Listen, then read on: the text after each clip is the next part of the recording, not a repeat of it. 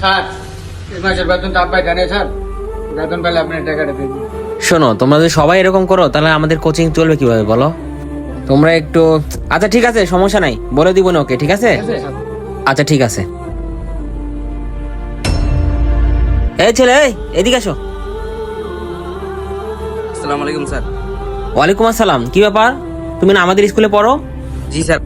আপনার ছেলেকে আমার কোচিং এ পাঠিয়ে দিন, আরো ছেলে পেলে আমার কাছে পড়ে। কোচিং এ পড়লে আর মেধা ভালো আছে, কোচিং এ পড়লে ভালো রেজাল্ট করবে, ঠিক আছে?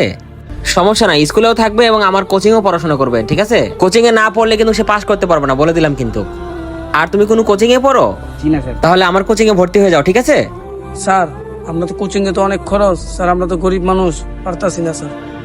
আরে ভাই, আপনি তো কিছু বুঝতেছেন না ভাই। আপনার ছেলেকে কি আপনি মানুষের মতো মানুষ করতে চাচ্ছেন না? আপনার তো এখন টাকা পয়সা খরচ করারই দিন। এখন যদি ওর পিছে খরচ না করেন তাহলে তো আপনার ছেলে মানুষ হবে না। এখন কোচিং ছাড়া কি পোলাপান মানুষ হতে পারে? কোচিং এ ভর্তি করে দেন মিয়া। স্যার ঠিক আছে স্যার, কয় টাকা লাগবে স্যার কোন? আরে না না, খুব একটা বেশি খরচ না, আমার কোচিং এ খরচ খুবই কম। আপনি মাসে 5,000 টাকা দিলে চলবে, ঠিক আছে? স্যার 5,000 টাকা অনেক বেশি হয়ে যাবে স্যার। আপনি পাঠায় দেন, কি কম বেশি করা লাগে আমি করে দিব না, ঠিক আছে? কালকে থেকে পাঠায় দেন, কালকে 1 তারিখ আছে, ওই কালকে থেকে পড়বে, ঠিক আছে? আর তুমি তো আমার কোচিং চিনো বাবু, তাই না? জি স্যার, আপনার কোচিং আমি চিনি। হ্যাঁ, ওই কোচিং এ চলে যাবা, ঠিক আছে? তোমার সহপাঠী আরো কিছু আছে, তুমি তাদের সাথে চলে যাবা, ঠিক আছে? স্যার আমার অনেক শখ স্যার, আমার ছেলেটা অনেক মানুষের মতন মানুষ করতাম স্যার। আচ্ছা ঠিক আছে, সমস্যা নাই, আপনি পাঠাই দেন, আমি দেখবো না, ঠিক আছে? ঠিক আছে স্যার। দারিদ্র শিশুরা মানসম্মত শিক্ষার সুযোগ থেকে বঞ্চিত হয়, যার ফলে তারা সমাজের মূল স্রোতধারা থেকে পিছিয়ে পড়ে।